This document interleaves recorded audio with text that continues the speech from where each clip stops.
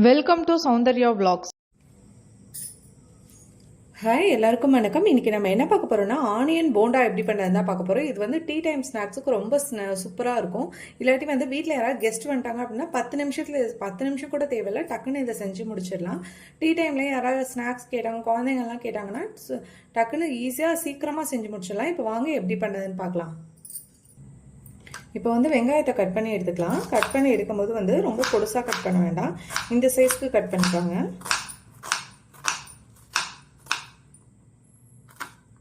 இந்த மாதிரி வந்து நடுவில் ஒரு கோடு போட்டுக்கோங்க. ஏன்னா இப்போ குழந்தைங்க வந்து நம்ம இப்படி முழுசாக கூட கட் பண்ணலாம். கட் பண்ணும்போது குழந்தைங்க வந்து நீட்டமாக இருந்தால் சாப்பிட மாட்டாங்க. அதனால நான் வந்து இந்த சைஸ் கட் பண்ணிக்கிறேன். நீங்கள் வேணுன்னா வந்து இப்படி நடுவில் கட் பண்ணாமல் இப்படி நீட்டமாக கூட இப்படியே கட் பண்ணி எடுத்துக்கோங்க. இப்போ வந்து ஒரு பாத்திரம் எடுத்துக்கலாம். பாத்திரத்தில் வந்து வெங்காயத்தை சேர்த்துக்கலாம். ஃபஸ்ட்டு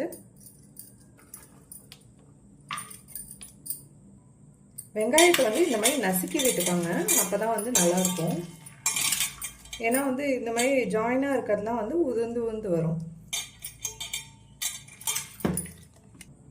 இப்போது வெங்காயம் நசுக்குனதுக்கப்புறம் அதுலேயே வந்து 2 ஸ்பூன் இஞ்சி பூண்டு பேஸ்ட் சேர்த்துக்கலாம்.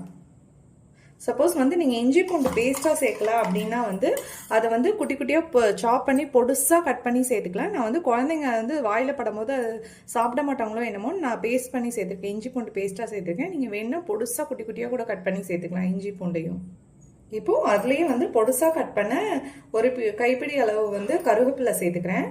அதுலேயும் வந்து பொடுசாக கட் பண்ண கொத்தமல்லி தழை வந்து ஒரு கைப்பிடி அளவு சேர்த்துக்கிறேன். பச்சை மிளகாய் பார்த்தீங்கன்னா வந்து நான் குழந்தைங்களுக்கு வந்து ஒரு 4-5 இது போண்டா போட்டதுக்கப்புறம் பச்சை மிளகாய் வந்து பெரியவங்களுக்கு சேர்த்துக்குவேன். அது வரைக்கும் பச்சை மிளகாய் இருக்கட்டுங்க. இப்போது இதுலேயே வந்து கடலை மாவு வந்து ஒரு 2 ஸ்பூன் சேர்த்துக்கிறேன். பெரிய ஸ்பூன் வச்சு 2 ஸ்பூன் சேர்த்துக்கிறேன்.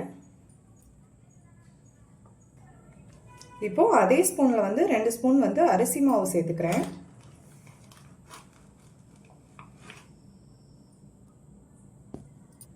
இப்போது இதெல்லாம் சேர்த்ததுக்கப்புறம் இது எல்லாத்தையும் நல்லா பிசைஞ்சு விடணும்.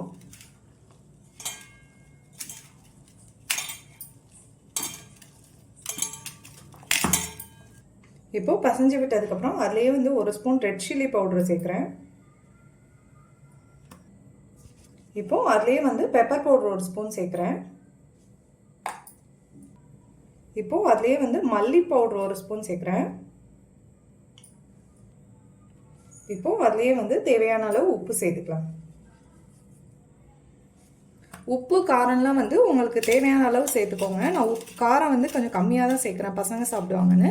நீங்கள் பெரியவங்களாக இருந்தீங்கன்னா கொஞ்சம் கூட காரம் சேர்த்துக்கோங்க. இப்போது இதில் வந்து ட்ரையாக இருக்குது பாருங்கள். இதில் வந்து லைட்டாக தண்ணியை தெளித்து மட்டும் விடுங்க, ஊற்றக்கூடாது. இந்த மாதிரி கொஞ்சம் கொஞ்சமாக தெளித்து விட்டு பிசைஞ்சு விட்டு பாருங்கள். பார்த்திங்கன்னா வந்து நல்லா பிசைஞ்சு விட்டாச்சு பாருங்கள். இப்போ பிசைஞ்சு விட்டுட்டு என்ன பண்ணுன்னா வந்து இந்த மாதிரி உருண்டை பிடிக்கிற பதத்துக்கு வருதான்னு பார்த்துக்கோங்க. இந்த பாருங்கள், இந்த மாதிரி உருண்டை பிடிக்கிற பதத்துக்கு வரணும். சப்போஸ் வந்து உங்களுக்கு வந்து தண்ணி அதிகமாகிடுச்சு அப்படின்னா வந்து நீங்கள் கவலைப்பட வேண்டாம்.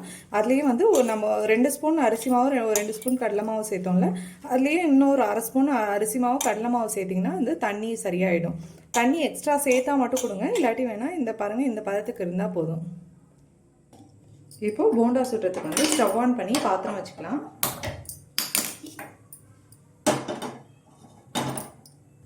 இப்போது பாத்திரம் நல்லா ஹீட் ஆகிட்டு எண்ணெய் சேர்த்துக்கலாம்.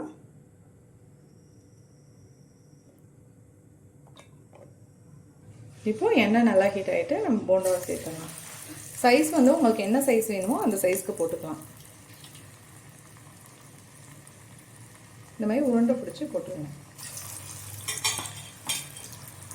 நான் வந்து இன்றைக்கி மீடியம் சைஸாக தான் போடுறேன், ரொம்ப பெருசாகவும் போடாமல். இந்த மாதிரி அடிக்கடி திருப்பி விடுங்க, அப்போ தான் எல்லா சைடும் வேகும்.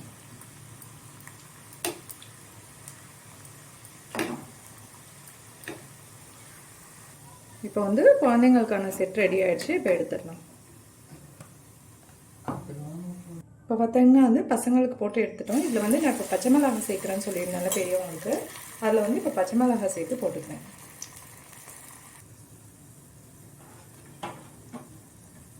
இப்போ வந்து போண்டா ரெடி ஆகிடுச்சு, எடுத்துடலாம்.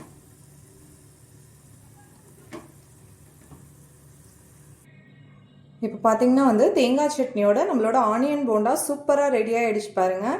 நாங்கள் குழந்தைங்க வந்து சுட்டுட்டு இருக்கும் போதே எடுத்து சாப்பிட்டாங்க. அவ்வளோ டேஸ்ட்டாக இருக்கான். பார்த்தீங்கன்னா வந்து நான் இன்னைக்கு தேங்காய் சட்னி வச்சுருக்கேன். இதை வெறும் வாயில் சாப்பிட்டா கூட அவ்வளோ சூப்பராக இருக்கும் ஆனியன் போண்டா. இதை நீங்களும் வீட்டில் ட்ரை பண்ணி பார்த்துட்டு எப்படி இருக்குன்னு கமெண்ட் பண்ணுங்கள். தேங்க்யூ.